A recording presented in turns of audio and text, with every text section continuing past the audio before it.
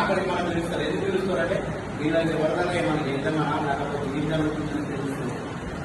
కాబట్టి దయచేసి అందరం కలిసి ఇలాగే ఈ పోటీతోని మొదటి పోయిన తర్వాత ఏం చేయాలో చేద్దాం. మనం ఈ చేస్తేనే బాగుంటుందని నా ఆలోచన. నేను కూడా కూడా 100% సపోర్ట్ చేస్తాం. నేను కూర్చుంటాం. దుకాణం పనిచేయడం దుకాణం కూడా ఒకరోజు 2 రోజులు పనిచేయడానికి కూడా నేను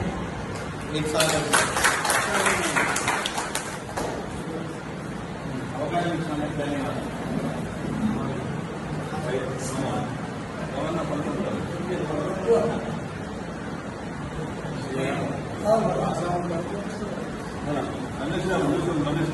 ఇది ఇందాక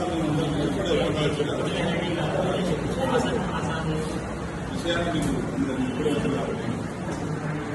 సిరిసిల్ల పవర్ పరిశ్రమల అనుబంధ పరిశ్రమలకు సంబంధించినటువంటి అన్ని సంఘాల అధ్యక్షులు, కార్యదర్శులు, ప్రతినిధులు, ముఖ్య వ్యాపారవేత్తలు అందరం కలిసి ఈ యొక్క విద్యుత్ సమస్య వల్ల మన పరిశ్రమకు, కార్మిక వర్గాలకు, ఆసాములకు అందరికీ జరుగుతున్నటువంటి ఇబ్బందులను మనం అధిగమించాలనేటువంటి దాని మీద ఐక్యంగా పోరాడితేనే సాధ్యమైనటువంటి నిర్ణయానికి రావడం జరిగింది. ఆ ఐక్యంలో భాగంగానే ఇక్కడ సమావేశం ఏర్పాటు జరిగింది. వచ్చింది రేపు సోమవారం నాడు సిరిసిల్ల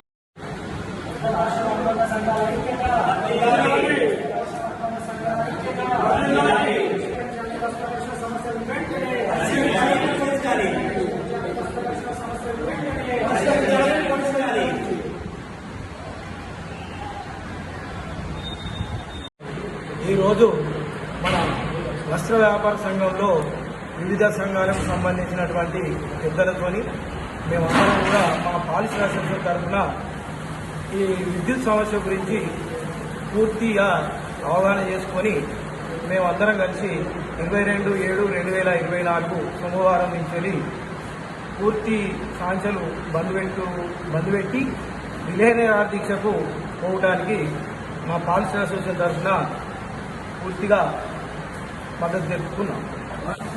తెలంగాణ రాష్ట్రంలో అధికారంలో ఉన్న కాంగ్రెస్ ప్రభుత్వము కళ్ళు ఉండి కూడా చూడలేని అబోధి ప్రభుత్వంగా మేము భావిస్తూ ఉన్నాము.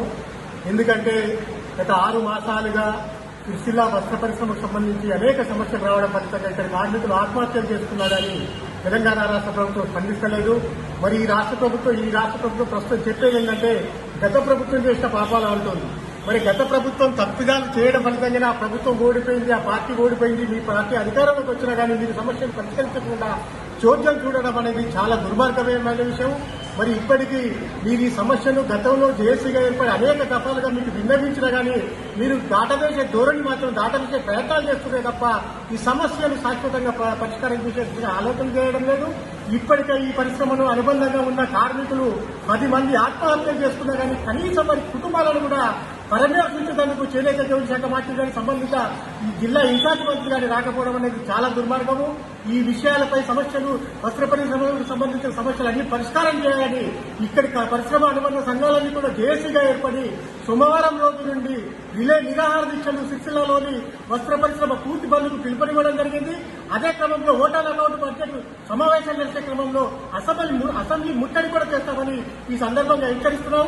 కనుక ఇక్కడికి సంబంధించిన వస్త్ర పరిశ్రమకు సంబంధించిన కార్మికులు, ఆసాములు, యజమానులందరూ కూడా సోమవారం నుండి జరిగే ఆందోళన పోరాటాలకు అందరూ కూడా తమ వంతు సహాయం చేయాలి, తమ వంతుగా తమరు ఈ పోరాటంలో పాల్గొనాలని విజ్ఞప్తి చేస్తా ఉన్నాం.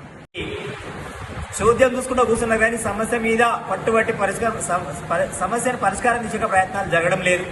ఇక్కడ మీటర్కు పైన 2.5 కట్టిన బాబతి ఇప్పుడు 8.5 కట్టడాలంటే మాతోటి కాదు, మేము కట్టలేము. అది ఆ సమస్య విద్యుత్ సమస్య ఒక బుదిబండలాగా తయారైంది. మాకు ఒక్కొక్కలకు ఎస్ఎస్ఐ యూనిట్ రూపేణ ఒక కార్మికునికి, ఒక ఆసామికి 30-40 లక్షల రూపాయలు, 50 లక్షల రూపాయల దాకా ఒక్కొక్క యూనిట్ మీద అప్పు ఉంది. ఈ 8.5 రూపాయలు మేము గత 2016 నుంచి లెక్క పెట్టుకుంటూ వీడికి 2023 దాకా బిల్లు కొట్టి ఇప్పుడు చేతిలో పెట్టుకోవడం జరిగింది. మేము అప్పుడే మరి బిల్లు కొడితే మేము చేస్తామో చేయమో మాకు అప్పుడే సంగతి అప్పుడు ఆలోచన చేస్తుండే, కానీ ఇప్పుడు బిల్లు కొట్టి చేతిలో పెడితే మేము కట్టలే పరిస్థితులు ఉన్నాం. ఈ సమస్య మీద మేము గవర్నమెంట్కి ఎన్నో దఫాలుగా ఎన్నో రకాలుగా ప్రయత్నాలు చేసినాం విన్నవించడానికి. వాళ్ళు చూద్దామన్నారు. అధికారుల చుట్టూ తిరిగినాం, ఎమ్మెల్యే చుట్టూ తిరిగినాం, మంత్రుల చుట్టూ తిరిగినాం, అయినా పడతలేరు. కాబట్టి ఈ సమస్య మీద మీరు తొందరగా సమస్యను పరిష్కారం దిశగా ప్రయత్నం చేయాలి. ఈ అసెంబ్లీ లోపల బడ్జెట్ ఏర్పాటు చేసి ఈ సమస్య సిరిసిల్ల మీద దాదాపు ఎంత అయితే స్వామి 1,000 కోట్ల రూపాయలు అయితే సిరిసిల్ల ఎగ్దం బాగుపడిపోతుంది. ఉపాధి లేదు, కరెంటు సమస్య, మేము బుద్ధిబండలాగా తయారీ ఆత్మహత్య చేసుకున్నారని మా మీద కనికరం చూపెట్టకపోతే మరి ఇట్లా. కాబట్టి మా ఆందోళనతోటి మీ దృష్టికి ఇంకా ఉధృతంగా చేయాలనే ఉద్దేశంతో రేపు సిరిసిల్ల సుమారు బంద్ పోతున్నాం. బంద్పై రిలే నిరాదీక్షలు అంబేద్కర్ దగ్గర రిలే నిరాదీక్షలు కూర్చుంటున్నాం. ఆనాడే వంట వారి కార్యక్రమం పెద్ద ఎత్తున ఏర్పాటు చేస్తున్నాం. కాబట్టి ఇందులో ఆసాంలు కార్మికులు పెద్ద ఎత్తున పాల్గొని ఈ సమస్యను గవర్నమెంట్ దృష్టి దాకా తీసుకుపోవడానికి 100% ప్రయత్నం చేయాలని చెప్పి ఆసాంలకు పిలుపునీయడం జరుగుతుంది. మరియు సమానం తేలి వస్త్ర పరిశ్రమ పూర్తిగా ఏ నైలన్ కానీ, కాటన్ కానీ, పాలిస్టర్ కానీ, గోచిరలు కానీ ఏది కానీ నడవకుండా సిరిసిల్ల వస్త్ర పరిశ్రమ పూర్తి సంక్షోభం నుంచి బయటపడడానికి మీరందరూ సహకారాలు అందించాలని చెప్పి మేము ఈ సందర్భంగా మీకు తెలియజేస్తున్నాం. కాబట్టి దయచేసి మేము నా రిక్వెస్ట్ కానీ మిమ్మల్ని ఆర్డర్ చేయడం లేదు. బంద్ పెడితేనే మా సమస్య అక్కడి దాకా పోతుందని చెప్పి ఉద్దేశంతో మేము బంద్ పిలవడం జరిగింది. కాబట్టి చిన్న ఆసామి పెద్ద ఆసామి అనుకుంటా అందరికీ సమస్య ఉంది కాబట్టి అందరి సమస్య మన సమస్య అనుకొని మీరు ఈ కార్యక్రమంలో పాల్గొని సమస్యను పెద్ద ఎత్తున గవర్నమెంట్ తీసుకోవాలని చెప్పి ఈ సందర్భంగా తెలియజేస్తున్నాను. గత 6-7 మాసాల నుండి సిరిసిల్ల వస్త్ర పరిశ్రమ సంక్షోభంలో కూరుకుపోయి ముఖ్యంగా ఈ యొక్క విద్యుత్ సమస్య గత 30 సంవత్సరాల నుంచి కూడా నడుస్తున్నటువంటి మీటర్లను, ఇళ్లలో ఉన్నటువంటి మీటర్లను నిబంధనలకు విరుద్ధంగా ఉన్నాయనేటువంటి ఒక సాకు చెబుతూ ఆ మీటర్లన్నింటినీ కూడా 4th కేటగిరీలో ఉన్నటువంటి వాటిని 3rd కేటగిరీలో మారుస్తూ, 3rd కేటగిరీ అంటే మీటర్ ఒక యూనిట్కి వచ్చేటప్పటికి 8 రూపాయల పైచీలకు రేటుతోటి ఛార్జీలు వేస్తూ సిరిసిల్ల పవర్లూమ్ పరిశ్రమను నడవకుండా చేస్తున్నటువంటి సెస్ సంస్థ వారు ఇదేమని అడిగితే మీరు జీవో లేదు, ఇది లేదు, అది లేదు అని చెప్పనేసి సిరిసిల్లాలో ఉన్నటువంటి మొత్తం 25,000 పవర్లూమ్స్ గాను 80% పవర్లూమ్స్ బంద్ పడే విధంగా వాళ్ళు చర్యలు చేసి దానికి ఆ విధంగా రూపకల్పన చేసి బంద్ పడడానికి కారకులైనారు.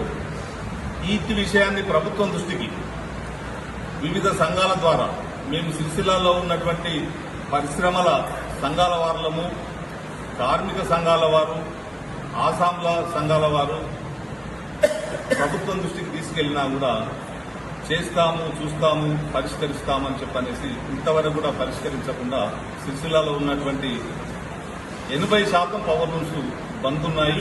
దానికి సంబంధించినటువంటి యజమానులు, కార్మికులు, ఆసాములు రోడ్డున పడ్డారు. ఇందులో కొద్దిమంది కార్మికులు ఈ పరిశ్రమ మీద మనోవేదన గురై కార్మికులు కూడా ఆత్మహత్యలు చేసుకున్నారు. అయినా కూడా ప్రభుత్వం ఈ సమస్య మీద పరిష్కారానికి శ్రద్ధ చూపడం లేదు. మేము ఆందోళనలో ఈ సమస్య మీద ప్రభుత్వం దృష్టికి తీసుకుపోవడానికి సోమవారం నుండి 22 తారీఖు నుండి రిలే నిరాహార దీక్షలు, సిరిసిల్ల వస్త్ర పరిశ్రమ బంద్కు నిర్ణయించడం జరిగింది. సిరిసిల్లాలో ఉన్నటువంటి అన్ని సంఘాల ప్రతినిధులము, సంఘాల వారులము, కార్మిక సంఘాలు, ఆసాములము వారందరం కూడా నిర్ణయించడం జరిగింది. దీనికి అన్ని సంఘాల వారు, కార్మికులు, యజమానులు, ఆసాములు దీనికి మద్దతు తెలిపి ఈ యొక్క రిలే నిరాహార దీక్షను, వస్త్ర పరిశ్రమ బంద్ను విజయవంతం చేసి ప్రభుత్వం దృష్టికి వెళ్ళడానికి వారి వంతు సహకారం అందించాలని కోరుతున్నాము. అలాగే సిరిసిల్లాకు సంబంధించిన వస్త్ర పరిశ్రమకు గతంలో సుమారుగా సంవత్సరానికి 8 కోట్ల మీటర్ల బట్ట, క్లాత్, వివిధ రకాల క్లాత్కు సంబంధించినటువంటి ఆర్డర్లు సిరిసిల్ల వస్త్ర పరిశ్రమకు అందించేది. కానీ ఇప్పుడు అరాకొరగా 10 లక్షలు, 5 లక్షల మీటర్లు మాత్రమే ఆర్డర్లు ఇవ్వడం జరుగుతూ ఉంది. దీనివల్ల వస్త్ర పరిశ్రమకు ఎలాంటి ఉపాధి కానీ, ఎలాంటి మనుగడ కానీ ఇది కరెక్ట్ కాదు. దయచేసి ఉపాధి నిమిత్తము ప్రభుత్వం ఆర్డర్లు గతంలో మాదిరిగా కాకపోయినా ఇతరత్ర స్కీమ్ల ద్వారా కానీ ప్రభుత్వం ఉపాధి కోసం ఆర్డర్లు ఇవ్వాలని మేము డిమాండ్ చేస్తున్నాము. విద్యుత్ సమస్యను పరిష్కారం చేయాలని చెప్పనేసి వెంటనే మేము డిమాండ్ చేస్తున్నాము. 22/7/2024 సోమవారం రోజున వంట వార్పు కార్యక్రమం, తర్వాత 23/7 సిరిసిల్లలో రస్తా రోకో, తర్వాత 24/7 నాడు సిరిసిల్లలో బంద్ పట్టణం సిరిసిల్ల సిరిసిల్ల పట్టణ బంద్కు పిలిపివ్వడం జరుగుతుంది. దాని తర్వాత 25/7 చలో అసెంబ్లీ అనే కార్యక్రమానికి మేము అందరం కలిసి జేఏసీ తరఫున పిలిపివ్వడం జరిగింది.